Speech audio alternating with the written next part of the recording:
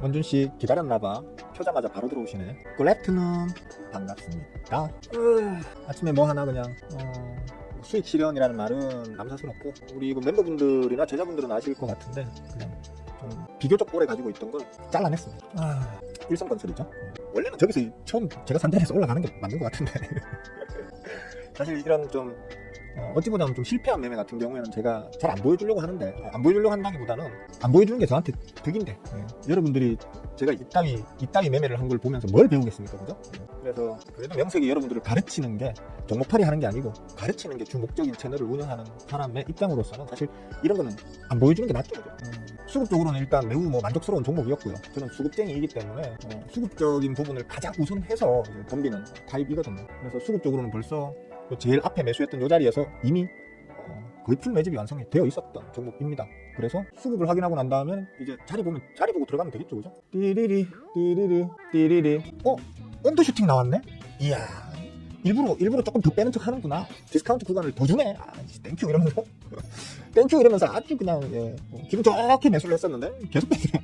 아침에 저 멤버분들한테도 얘기를 했었지만 그동안 방송에서 몇 차례 말씀을 드렸었어요. 지금 이재명 정부가 들어서면서 부동산을 합리적인 가격으로 내려 누르겠다. 아주 공격적으로 내려 누르겠다라는 걸 대선 기간 중에도 공약으로 발표를 했었고, 그래서 제일 먼저 어떤 그 대출 관련된 어떤 제재가 강하게 들어갔었죠. 그러면서 제가 계속 말씀드렸던 게 대출 규제만으로는 아마 힘들 거야. 소기의 목적을 제대로 달성하려고 하면 거기에 새로운 아파트, 신규 아파트에 특히나 이제 그 공약상으로 내세웠던 돈을 주고 사도 될 만큼의 퀄리티를 가진 우수한 아파트, 임대 아파트. 그러니까 돈을 주고 사는 것보다 물론 이제 뭐 일부 물량은 돈을 쉽게 말하면 매매가 가능한 어떤 방식으로도 분양을 할 것이지만 말 그대로 이제 좀 아직 모아둔 돈이 적은 신혼들을 위해서라도 혹은 좀 금전적 여력이, 자본적 여력이 부족한 맨날 전셋집 전전하면서 돌아다녀야 되는 그런 어떤 이제 젊은 어떤 부부층을 대상으로 하는 임대형 신규 아파트. 하지만 임대 아파트 치고는 매우 좋은 퀄리티의 아파트들을 전국적으로 다수 지어가지고 공급하겠다라는 정책이 대선 기간 중에 정책으로 나왔었거든요. 공약으로. 그게 이제 발표가 되어야 발표가 될 거야 곧. 그렇기 때문에 그러면 이제 국내에서 아파트 지어 올리는 중소건설사들이 있을 텐데 그 중에서 수급적으로는 일성건설이 제 마음에 쏙 들었었어요. 거기에 추가적인 디스카운트까지 더 주니까, 중요한 자리에서의 추가적인 디스카운트까지 더 주니까 땡큐 이러면서 들어갔는데 계속 누르더라고. 계속 누르길래 아싸 디스카운트를 더 주네. 더 주네. 절대 처물린 거 아니에요. 절대 처물린 거 아니에요. 어쨌든 이래 내려왔었는데 이제 추가적으로 사실 더 뺐지만 차라리 여기까지 뺐으면 기왕이면 좀 더 빼자. 아예 전저점까지 한번 갚으자 마씨 막. 전저점까지 갚으려면 막 내가 영혼까지 진짜 갈아가지고 막 한번 승부를 걸어볼 생각으로 일단 추가 매수를 잠깐 멈추자라고 생각하고 있었는데 주말 우리 쉬는 사이에 신규 아파트 몇십만 원입니까? 아니 100몇십만 원이죠, 그죠? 어찌 보면 좀 미친 듯한 정책 발표가 되었습니다. 그래서 오늘 지금 건설주들, 특히 그 중에서도 이제 아파트 건설과 관련되는 아파트 자체에 대한 어떤 그 브랜드 건설사들 포함 브랜드 건설사들과 이제 협업으로 해가지고 아파트 건설에 직간접적으로 참여하는 건설주들이 지금 아침에 들썩들썩 했었어요. 하지만 저는 잘랐죠. 지금부터 가겠네 라고 생각하고 계속 들고 있었으면 다시 마이너스 전환됐겠죠. 근데 지금 일단 수입으로 잘랐습니다. 자른 게 일단 1차적으로는 아침에 전체적인 그 건설주들, 들썩이는 건설주들이 추세 자체가 좀 약했어요. 재료에 비하면. 받쳐 올리는 그 힘 자체가 나는 위로 끌어올릴래 라고 당겨 올리는 힘과 밑으로 나 끄집어 내릴래 하고 당겨 내리는 힘이 충돌을 하는 상황에서 당겨 올리는 힘이 그렇게 강하진 않더라고요. 물론 지금 일성건설 요거 같은 경우에는 아침에 장중에 20%대까지 올라갔었나요? 23%까지 올라갔었나요? 올라갔었지만 대부분의 건설사들이 한 이 정도 수준에서 힘겨루기를 하다가 다시 이제 윗꼬리를 다는 이제 그런 상황이 되었습니다. 그러니까 아무리 재료가 좋다 하더라도 수급이 약하다거나 혹은 수급도 좋고 재료도 좋지만 막상 이제 힘겨루기가 아주 강하게 벌어지는 구간에서 끄집어 올리려고 하는 힘 자체가 밑으로 끌어내리려고 하는 힘을 압도하는 모양새가 보이지 않는다면 끊어가는 게 맞거든요. 그래서 어쨌든 수익으로 1%밖에 안 되고 2%밖에 안 되지만 그래도 담아놓은 게 여러 차례 줍줍줍을 많이 했더니만 애지간한 종목 제가 하나 슈팅 먹고 튈 때의 수익금 애지간한 그 젊은 애들 한 달 월급 정도 세후 월급 정도는 이걸 일단 벌었으니까 용돈 벌이는 충분히 됐다. 애초에 만들고 싶다 생각하면 되지 뭐. 그죠? 종목 이거밖에 없습니까? 종목 들고 있는 것도 20대 개 있고 단타포트에만 20대 개 있고 안 샀다 생각하면 되는 거니까 한 200만 원, 그러니까 한 2%지만 이제 금액은 일단은 뭐 우리 젊은 친구들 한 달 월급 정도는 벌었으니까 이걸 오늘 저녁에 한우 육회 사 먹으면 되겠다 이런 생각이 듭니다. 다만 아까 저희 멤버분들 중에서도 이 종목을 들고 계신 분들이 여럿 있었더라고요. 여럿 있었는데 대부분 뭐 수익을 조금 보든 많이 보든 아니면 뭐 손절한 사람 없는 것 같더라고요. 잠깐만 뭐 손절하신 분들 없는 것 같아요. 근데 어쨌든 다 다행스럽게도 윗꼬리의 가장 최상단쯤에서 다 좀 잘라내셨더라고. 수익으로 다행스럽습니다. 왜냐하면 기술적으로도 사실 상단이 딱 막히는 자리까지 찌르고 그 다음에 지금 윗꼬리를 쫙 달았죠, 그죠? 이거는 우리 멤버분들만 보시면 되겠어요, 그죠? 잠깐만요. 잠깐 가리고 보시면 선이 하나 쫙 보이죠, 그죠? 선이 하나 쫙 보여요.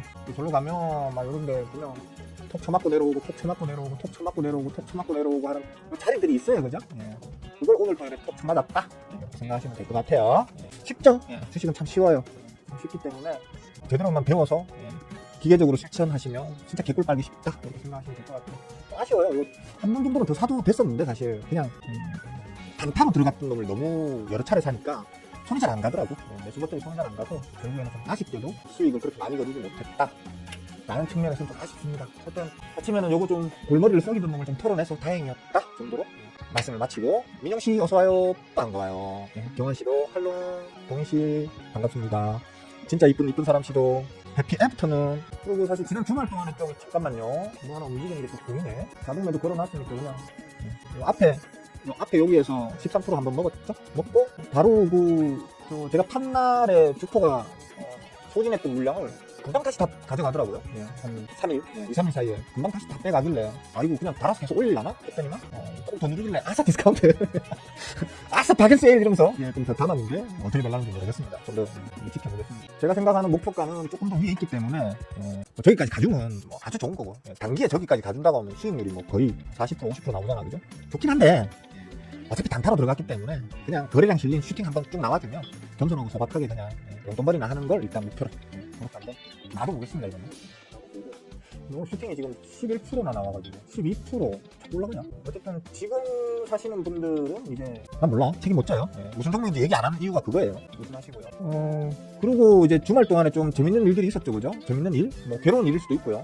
일단 요거 현대차와 LG에너지솔루션 합작회사 공사 현장, 그 회사를 지어 올리는 공사 현장에서 명분은 불법 체류자들을 단속한다는 명분이었지만 한국인들을 대거 무더기로 체포했죠. 그죠?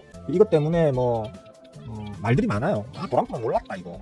도랑꾼은 몰랐고 그냥 뭐 이런 일이 벌어진 거다 라는 말도 있고, 아니면 도랑꾼 저기 있는 저 아줌마 있잖아요. 이 아줌마가 자기가 신고했다 이렇게 얘기하더라고. 이 아줌마도 그 조지아주의 정치인 중 한 명입니다.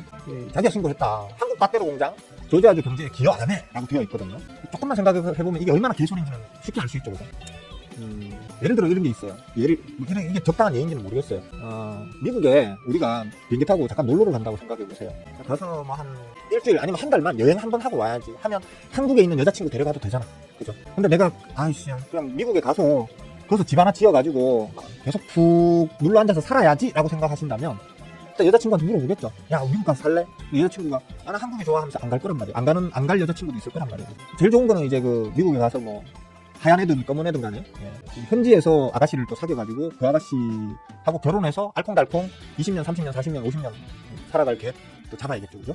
단기와 장기의 어떤 목적성에 좀 차이가 있다는 거죠. 우리나라가 미국에 지금 저 조지아주의 현대차랑 LG에너지솔루션이 합작회사를 지어 올리는데 공사를 하잖아요, 공사, 그죠? 공장을 지어 올려요. 그거 장기 플랜입니까? 단기 플랜입니까? 공사 자체만 보면 우리나라 빨리빨리 문화는 전 세계적으로 유명합니다. 공장 짓는데 뭐 짧으면 진짜 한 반년, 길어도 한 1년 안팎으로 해가지고 다시 올립니다. 그러면 그 공장 인분들은 쫙 빠지는 거예요. 거기 있는 지금 요번에 지금 체포됐다고 하는 불법 체류 한국인들 300여 명 단기로 가서 그 공장 짓는 기간 동안에만 잠깐 일하실 분들 간 거예요. 그러니까 왜? 우리나라 분들은 일을 정말 열심히 잘하거든요. 야, 몇 월 며칠까지 이거 해야 돼 하면 수단과 방법을 안 가리고 밤을 새워서라도 다 해내는 게 우리나라 사람들이에요. 그래서 우리나라 사람들을 데려가서 쓰는 거예요. 왜? 그런 사람들이 미국엔 없어? 네, 없어요. 미국은 자기들이 인건비 센 걸 알아요.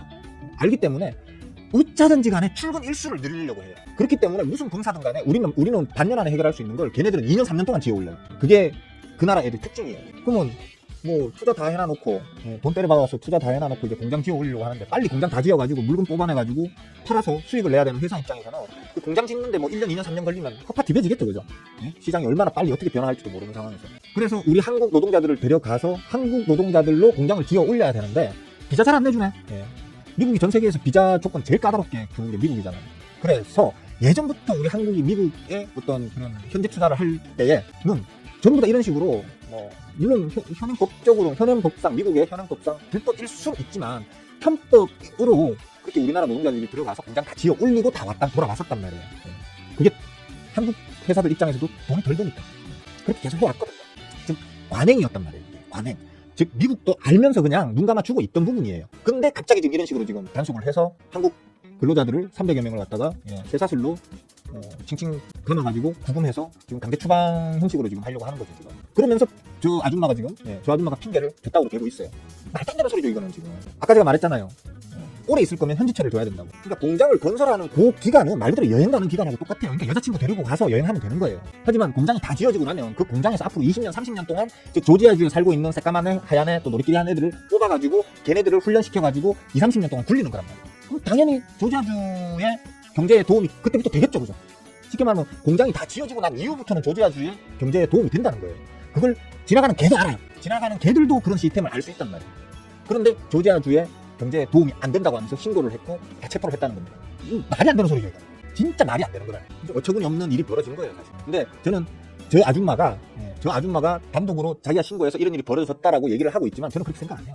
저는 일부러 트럼프가 제명영화 길들이기를 좀 하려고 하는 아직 사인을 안 했거든요. 미국에서 사인하자라고 뭔가를 들이밀었는데 한국에서 좀 다시 한번 보자 이러면서 일단 거부한 걸로 제가 알고 있어요. 사인을 좀 뒤로 미룬 걸로 알고 있거든요. 그것 때문에 트럼프가 지금 제명영화 질들이기에 들어갔다 정도로 저는 그런 생각밖에 안 들더라고요. 그러면 특별한 문제는 아니다.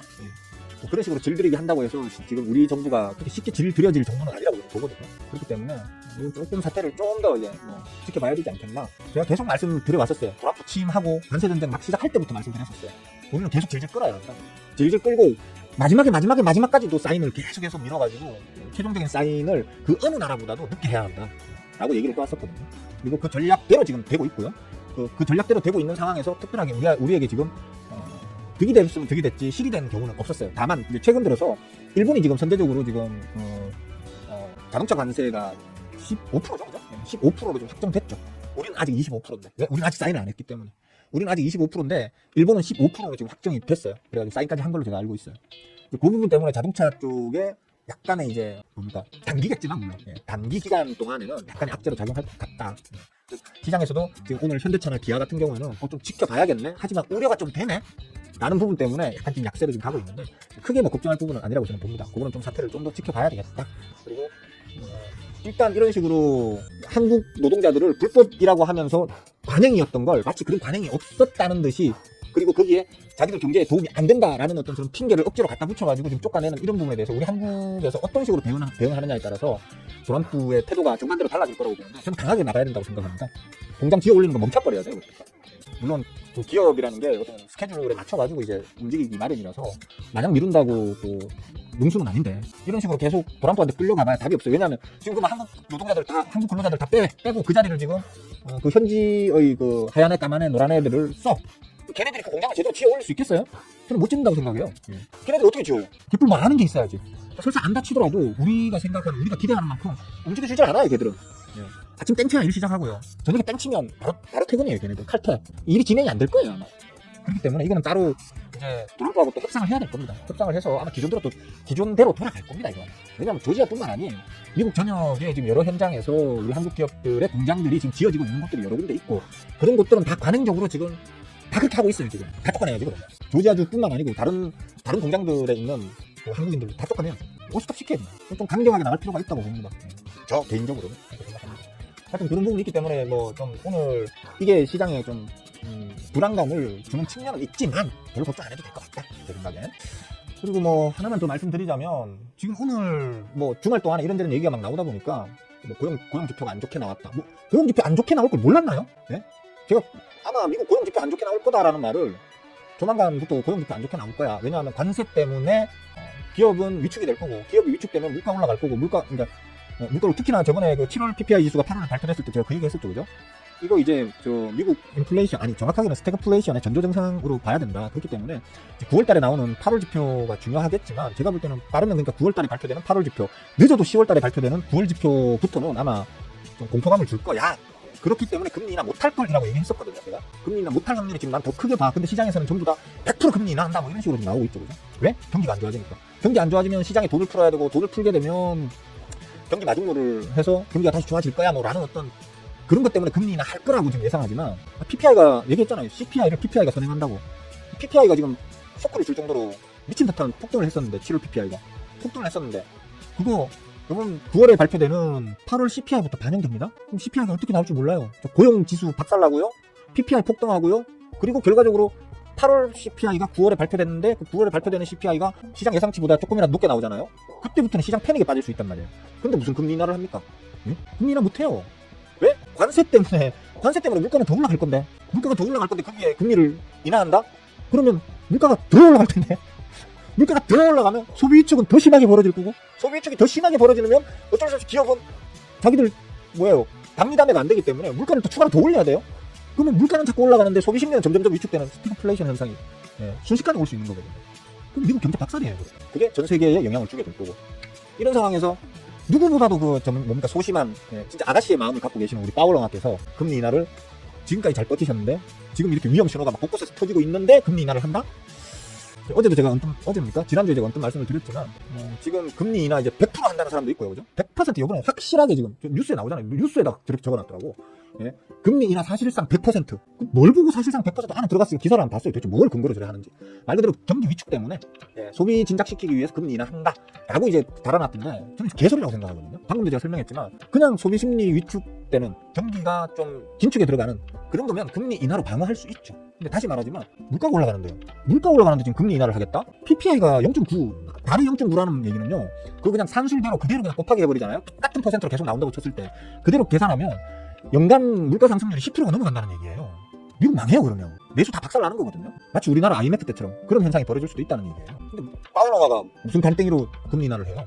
워낙에 금리 인하라는 압박이 강하기 때문에 어쩔 수 없이 떠밀려서 한다 치더라도 기껏해야 베이비컷 25bp 정도 되면 그 정도는 용서할 수 있는 수준일 수는 있겠는데, 저는 제 개인적으로는 제가 만약에 파월러 하면 금리 인하 안 해요.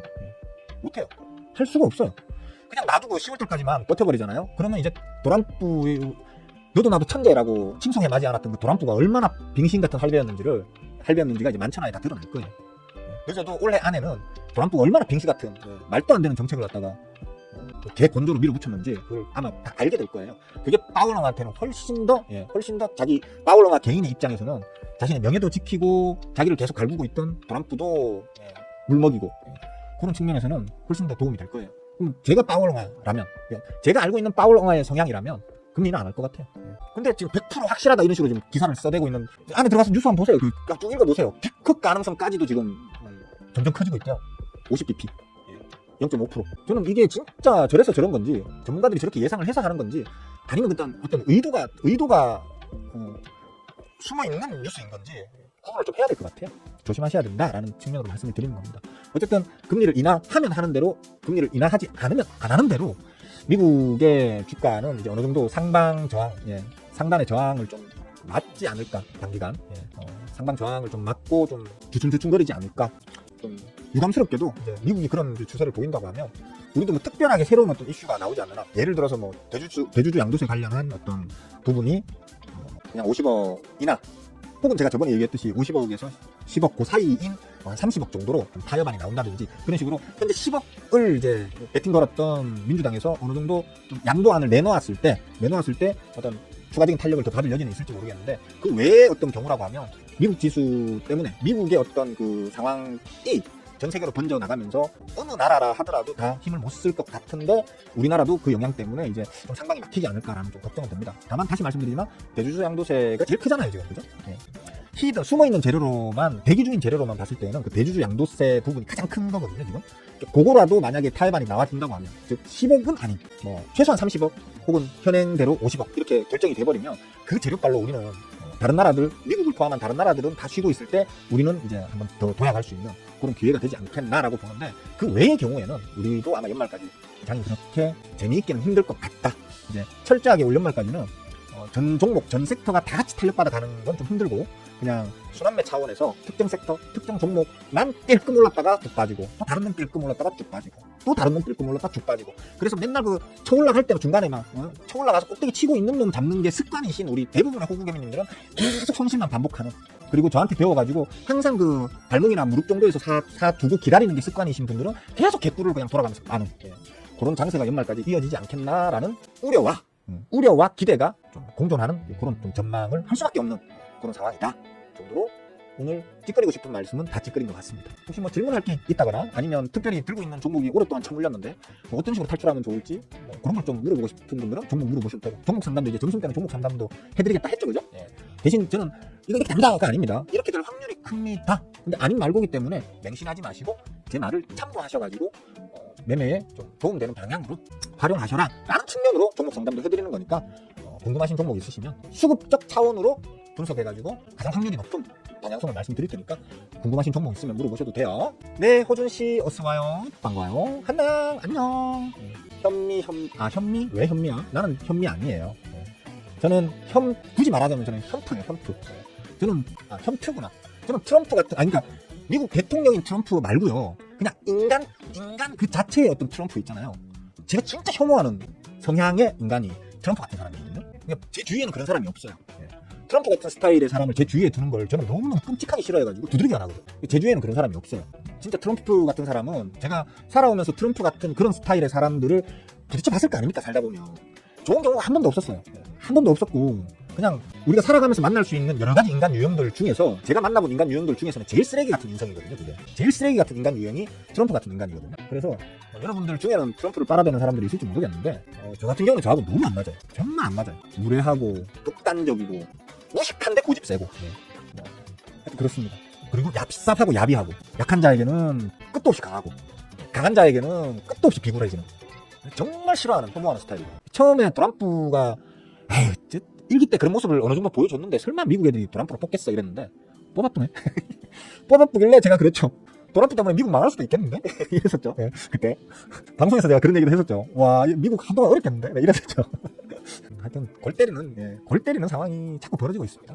이게 모순이죠, 이게. 맞아요. 한당이 말 잘한 거예요. 투자는 해라. 투자는 하는데 돈만 해라 이거예요. 그러니까 돈만 하라는 거예요. 돈만 들고 와가지고 공장 지을 때도 인부는 전부 다 미국 애들을 써야 되고, 공장 다 짓고 난 다음에 공장을 돌릴 때에도 미국 애들로만 돌려라 이거예요. 그게 말이 되는 소리예요? 딴 거예요? 미국 애들의 어떤 그 근로 능력의 수준이 얼마나 쓰레기 같은지 전 세계적으로 지금 소문이 다 나 있어요. 미국 자동차가 불량률이 얼마나 높은지 전 세계가 다 알고 있어요. 똑같은 기술로 똑같은 부품을 가지고 똑같이 조립하는데 미국 애들이 조립한 자동차는 북한 불량이래요. 완전히 하여튼 그렇습니다. 그러니까 우리나라 입장에서는 깝깝한 거예요, 이거는 진짜. 깝깝한 거예요. 돈 투자하라 그러는데 돈을 투자하려고 하니까 사람도 저거 나라 사람을 쓰라고 그러고, 근데 능력은 한참 부족한 애들인데 능력만 부족한 게 아니고 출근해가 일을 안 해. 늦적 시간대마다 퇴근해요. 아까도 말했지만 우리나라 사람들 6개월이면 튼튼하게 지어올릴 건물을 갖다가 2년 3년 동안 지어올리는데도 불안불안해. 자동차 우리나라 애들 진짜 튼튼하게 하루에 1000대 뽑아낸다 그러면 미국 애들은 100대밖에 못 뽑아내요. 근데 월급은 우리나라 애들 2배 3배로 받아간단 말이에요. 미치는 거예요, 이거는 진짜. 미치는 거예요. 모순도 이런 모순이 없다니까. 기자회견을 발표했어요. 수개월 전부터 오랫동안 걸친 수사 결과라고 정보 수집하고 관련 문서 모아놨다고 하는데 무슨 저하지만 말도 안 되는 거라니까. 그러니까 말도 안 되는 일이라니까요. 그리고 요번에 그 체포영장인가 뭐 수색영장인가 거기 영장에 기재된 거 보면 구금 대상을 특정해놨어요. 뭐냐면 히스패닉, 그죠? 쉽게 말하면 멕시코나 뭐 저런 남미 쪽 이런 데에서 올라온 불법 취업자들, 불법 체류자들, 걔네들이 주된 대상이라고 특정하고 그 영장이 발부됐어요. 그걸로 왔는데 와서 보니까 한국 불법 체류자들이 이렇게 많았네 이러면서 300여 명을 체포를 한 거예요. 말도 안 되는 소리를 하는 거지. 왜냐면 그게 한국 사람들이 불법 체류로, 그러니까 서류상 현행법상 서류상 불법 체류 자격으로 일을 하고 있다라는 걸 그 동네 길 지나가는 걔도 알고 있대요. 그 동네 길 지나가고 있는 개새끼들도 알고 있는 내용이래요. 300명이 어디 가서 밥 먹고 어디 가서 잠을 자요. 다 그 동네에서 먹고 자는데 모를 리가 있어요? 근데 가서 보니까 그렇다는 거예요. 가서 보니까 이거는 지금 도람프가 찌꺼리 또 한 거예요. 도람프가 위에서 지시한 거예요, 지금 이거. 이게 지금 도람프를 개새끼라고 하는 거예요, 맨날. 서신머리 없게 내가 입만 벌리면 두라고. 정직하지 못하잖아, 사람이. 정의롭기까지 어렵다고 하더라도 최소한 정직하긴 해야지. 안 그렇습니까? 뭐 이게 앞으로 사태가 어떻게 흘러갈지 모르겠지만 저는 이제 진짜 미국이라 그러면 이가 달립니다. 미국을 혐오해서 이가 달리는 게 아니에요. 트럼프 같은 놈을 대통령으로 만들어주는 그 미국 국민들 때문에 이제 국민들 때문에 이가 갈리는 거예요. 진짜. 어떻게 그렇게 수준이 떨어지지? 전 세계를 리더하고 있는 초패권 국가의 국민들이 왜 그렇게 수준이 떨어지지? 라는 건방진 생각까지 하게 됩니다. 근데 뭐 할 말 없어요. 뭐 우리나라에도 지금 뭐 빨아들이시는 분들이 더글더글 하니까. 아씨 또 구독자 또 떨어지겠네. 또 구독자 떨어지겠네. 아씨. 주식 하시는 분들 중에 트럼프 좋아하는 사람들 많거든요. 취소! 지금까지 한 말 다 취소! 양동씨 어서와요. 반가워요. 바바야사는 뭐 왜? 어디 가셨어? 왜 안 오셔? 김정씨 헬로. 그래 앞에서 봤더 나요. 지금도 겁나 높은 완전 좋아해요. 수준이. 그러니까 왜 좋아하느냐 하면요. 아까 얘기했잖아요. 남쪽에서 올라오는 멕시코나 이런 데서 올라오는 싼 인건비로 부려먹을 수 있었던 그 이주 노동자들을 지금 다 깎아내고 있잖아요. 트럼프가. 그럼 기업 입장에서는 어떻게 해야 돼? 회사를 놀릴 수는 없잖아. 비싼 임금을 주고 현지인들을 써야 돼. 그 싼 이주 노동자들보다 훨씬 비싼 임금을 주고 쓰는데 싼 이주 노동자들보다 훨씬 게을러 터졌어. 일도 전략에 게으르게 해. 전략에 게으른 그 현지 노동자들한테 두세 배 더 비싼 임금을 주고 일을 시켜야 되는 거예요. 미치고 환장을 노릇이죠, 그죠? 그럼 어떻게 해야 돼? 그게 말 그대로 생산 원가가 상승하는 거지 그만큼. 다 소비자들한테 전가시켜야 돼. 소비자들한테 전가시킨다는 얘기는 결국 물가가 폭등할 거란 얘기예요. 트럼프가 하고 있는 짓거리가 지금 그거예요. 관세 때문에도 폭등하는데 지금 이주 노동자들 다 쫓아내버리고 게을러 터진 그리고 기술력도 없는 현지인들 한테 더 비싼 임금 주고 일을 시켜야 되는 그 기업들 입장에서 어쩔 수 없이 판매 단가를 올려야 되니까 그것 때문에 또 물가가 올라요. 이중 삼중. 그래서 제가 항상 하는 말이 그거잖아요. 트럼프는 내가 볼 때는 저거 미국을 일부러 망하게 하려고 작정하고 지금 저렇게 하고 있다. 진짜 바보가 아닌가 하면 저게 지금 미국을 망치고 있는 거라는 걸 모를 수가 없는데 문제는 트럼프를 미국 애들이 뽑아줬잖아요. 뽑아줬으니까. 미국 애들이 뽑아줬으니까 미국 애들 수준도 저거밖에 안 되는구나 라는 생각밖에 안 드는 거죠 사실. 미국 애들의 수준도 저거밖에 안 되는구나. 그러니까 저런 걸 갖다가 대통령으로 뽑아놨지 라는 생각밖에 안 드는 거예요. 옛날에는 제가 어릴 때는 미국 그러면 우와 강대국. 그래서 미국에서 왔다 이러면 외국인들 제가 한 번씩 외국인 빠가가지고 외국 애들하고 같이 술 한잔 빨면서 이런저런 얘기 나누고 하는 게 또 취미였던 때가 있었거든요. 특히 미국 애들하고 우연찮게 같이 앉아서 술 한잔 빨면서 막 이런저런 얘기하고 이럴 때는 야한테 내가 뭔가 하나라도 더 배워야지 이런 생각을 좀 많이 했었어요. 왜냐면 우리보다 더 잘 사는 나라에서 더 선진 시스템 아래에서 그러니까 성장했고 공부하고 성장해서 일을 하고 그러는 사람들이기 때문에 무언가 우리보다는 더 배울 게 많을 거라고 생각하고 좀 대화를 많이 했었거든요. 근데 지금은 쟤들한테 이제 우리가 배울 게 있을까 이런 생각이 들어요. 그러니까 딱 그 말이 맞아요. 미국은 지금 극소수의 천재 몇 명이 미국 전체를 이끌어가는.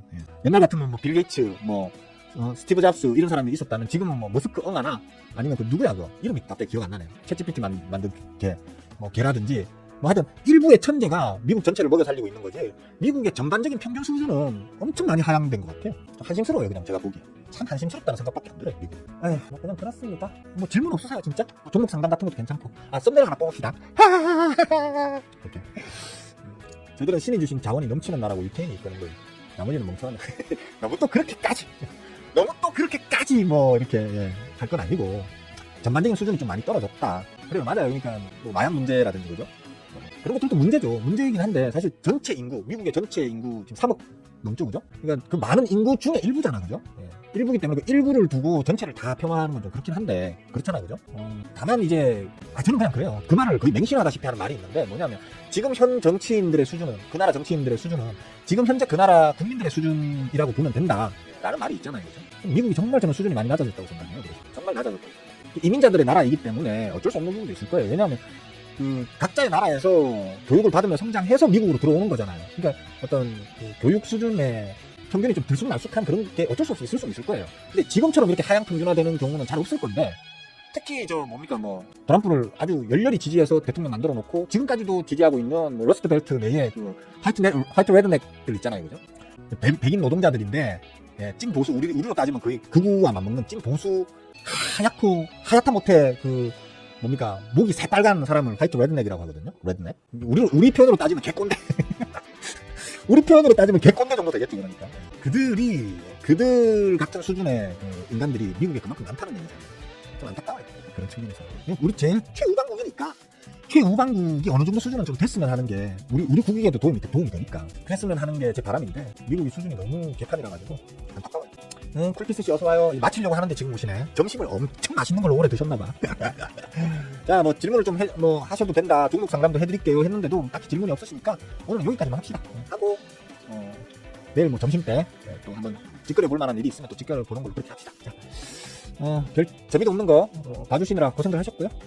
아, 시원해졌습니다. 밖에 놀러 다니기 딱 좋은 날씨가 아직 좀 덥나? 네. 그쪽 위쪽은 좀 덥죠, 그죠? 아, 여기는 새벽에 추워요. 좋아요. 자, 여기까지 합시다. 수고들 하셨습니다. 모두들 빠잉.